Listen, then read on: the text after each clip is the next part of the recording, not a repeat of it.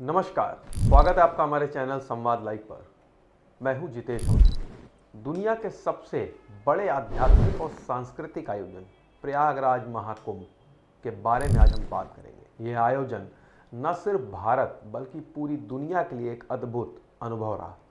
इस महाकुंभ ने कई रिकॉर्ड तोड़े, करोड़ों लोगों की आस्था को एक नई ऊर्जा दी। तो चलिए आज के एक विशेष एपिसोड में हम महाकुंभ के हर पहलू को विस्तार से समझेंगे। इस बार का महाकुंभ अपने आप में एक ऐतिहासिक आयोजन रहा।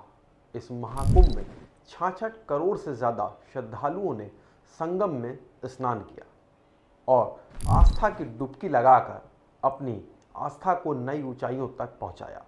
यह आंकड़ा इतना बड़ा है कि अगर हम दुनिया के कई देशों की आबादी को जोड़ दें तो भी यह संख्या उससे कहीं ज़्यादा है। भारत और चीन को छोड़ दें तो यह आंकड़ा दुनिया के किसी भी तीसरे देश की आबादी से कहीं अधिक है।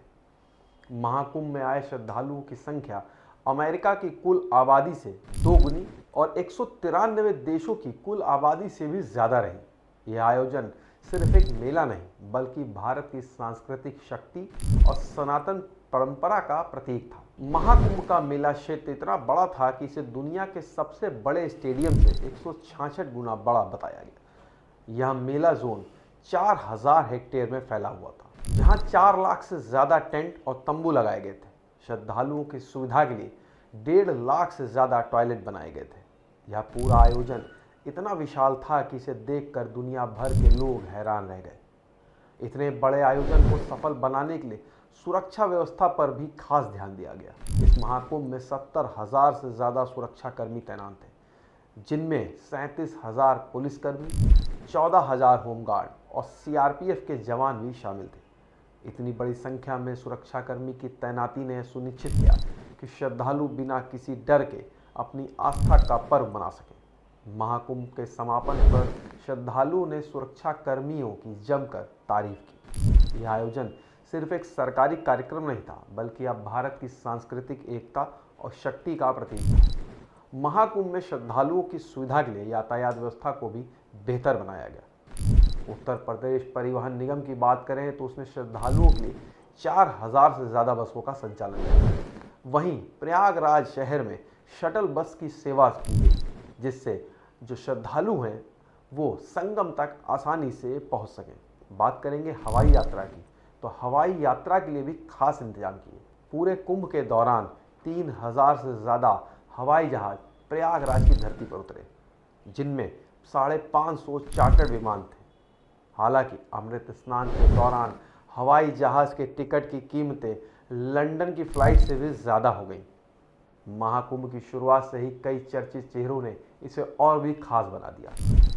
हर्षाली छारिया अपनी खूबसूरती और शाही स्नान के लिए चर्चा में रहीं, तो वहीं आईआईटी बाबा उर्फ अभय सिंह अपने बयानों के कारण सोशल मीडिया पर छाए रहे।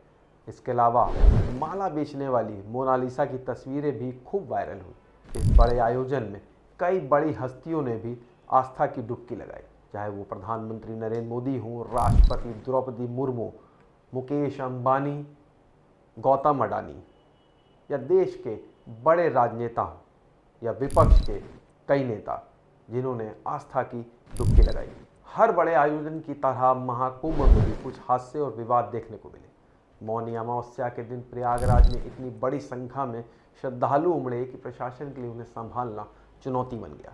इस दौरान संगम नोज में भगदड़ हुई, जिसमें 30 लोगों की जान चली गई। इस घटना को लेकर पक्ष और विपक्ष के बीच जमकर राजनीति हुई। इसके अलावा नई दिल्ली रेलवे स्टेशन पर भी भगदड़ में 18 लोगों की मौत हुई। मेला क्षेत्र में कई आग की घटनाएं भी देखने को मिली।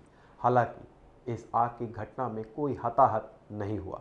इस बार का महाकुंभ इसलिए भी खास था क्योंकि इसमें 144 साल के दुर्लभ संयोग का दावा किया गया था। हालांकि इस दावे को लेकर विपक्षी दलों ने सरकार को घेरने की कोशिश भी की, लेकिन इसके बावजूद बड़ी संख्या में श्रद्धालु इस संयोग के कारण महाकुंभ में पहुंचे। उत्तर प्रदेश के मुख्यमंत्री योगी आदित्यनाथ लगातार इस पूरे महाकुंभ आयोजन पर नज़र बनाए रहे। उन्होंने कई बार प्रयागराज का दौरा भी किया और सभी पहलुओं पर ध्यान दिया और इस आयोजन को लेकर लगातार दिशा निर्देश देते रहे।